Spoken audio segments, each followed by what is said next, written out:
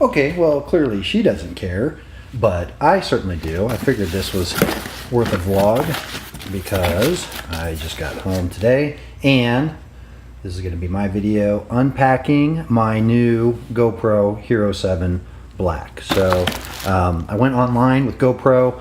I actually did the trade-in program where they gave me $100 for any digital camera. So I sent them, I don't know, like some 10-year-old Minolta 3.2 megapixel camera that I had.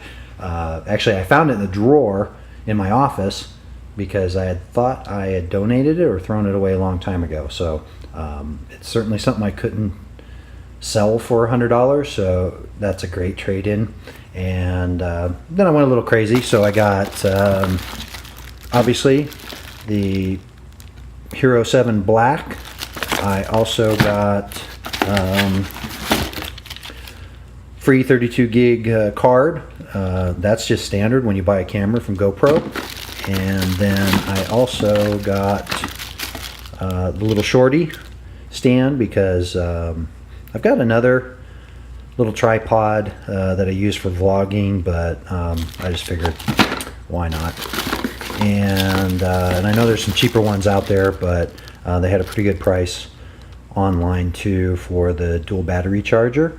So that's battery charger plus a battery plus the one that comes with the camera. So this is actually going to be my new vlogging camera. So it kind of sucks that I have to use this camera to film unpacking that camera when this one's going to be the new vlogging camera, but it is what it is. So I'm going to get this unpacked and probably do some more footage, just setting the camera up, linking it to the phone. Not sure, I'll probably have to grab my other Sony camera to get a picture and a video of that.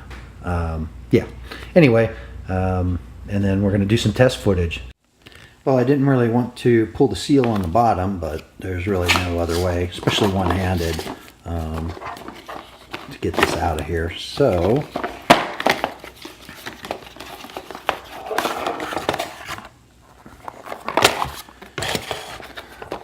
there you go.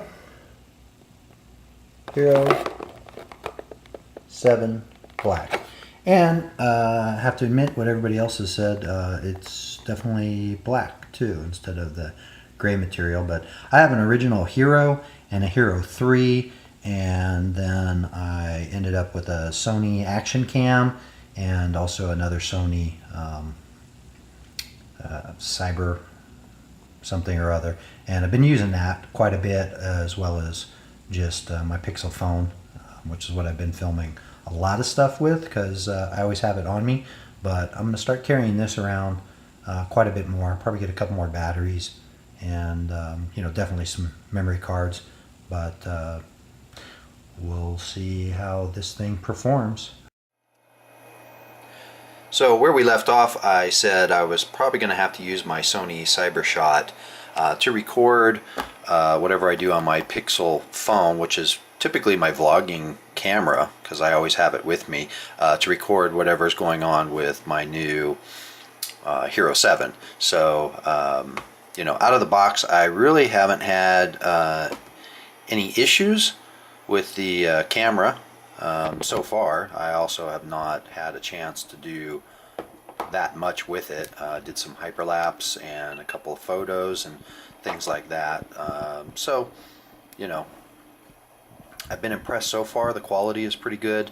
You know, the menu and everything is definitely much better. Right out of the box, I was able to connect with the GoPro app, get the update loaded. Unlike some other people on YouTube that said, you know, they had problems with the phone connecting, they had problems, you know, 3 or 4 or 5 times trying to upload the new software, and it wasn't taking.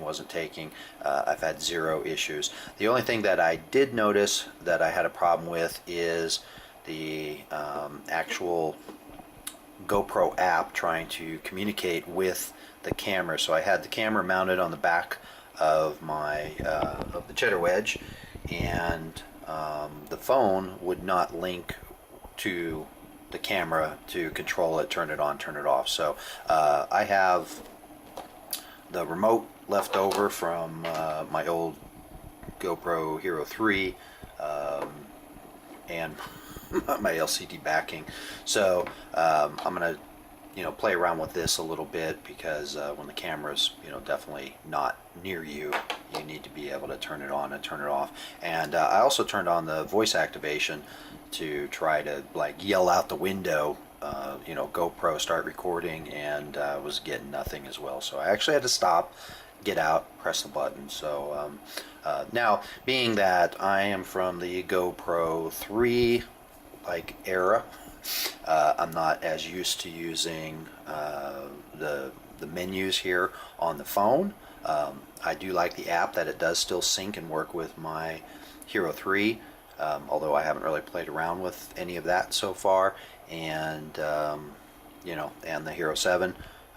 Don't like the fact that you can't change the name.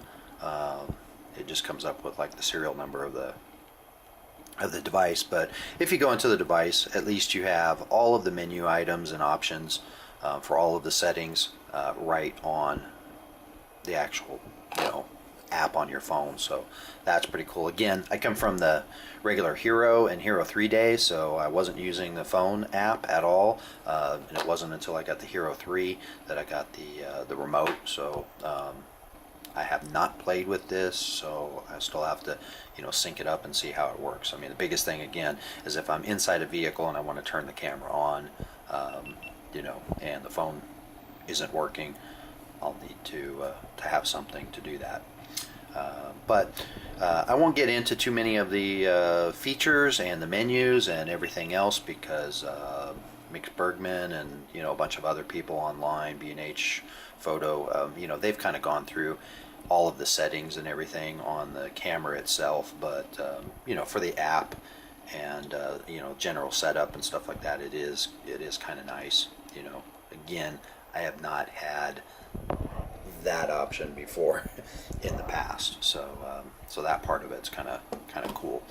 And just quickly, all the stuff on the back display, very easy. I like this part because I'm also thinking, during ski season, gloves, so on and so forth, this should be much easier to change your resolution and your different settings. And I also like the fact that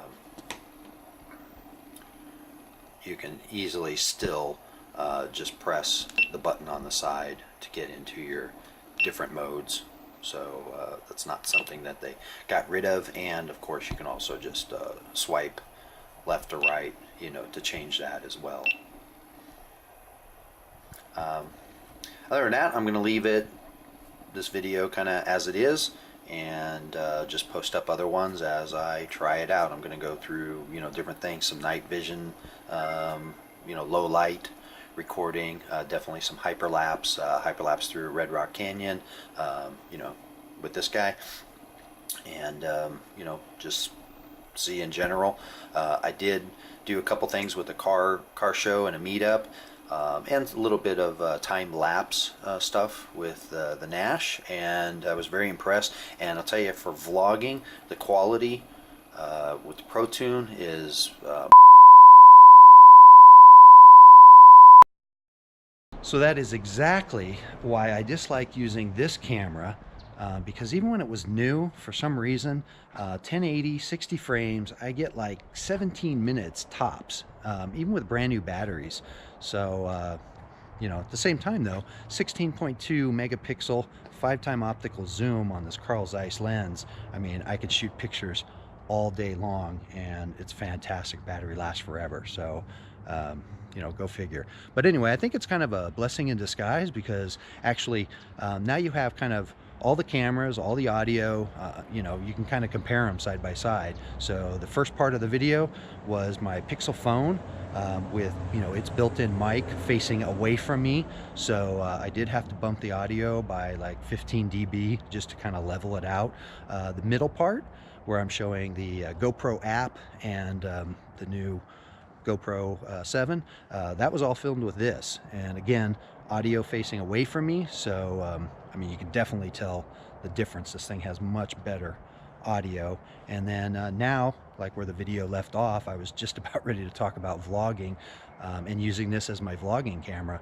So this is a good way to end it, I guess. The only thing that I will add that I thought was kind of funny, when I first got the camera, even in linear mode, I was holding it out to here, and you can tell the difference. I mean, now I'm like literally 10 inches away. So so I hope you enjoy it, and you know, give you something for comparison. Anyway, GoPro, stop recording.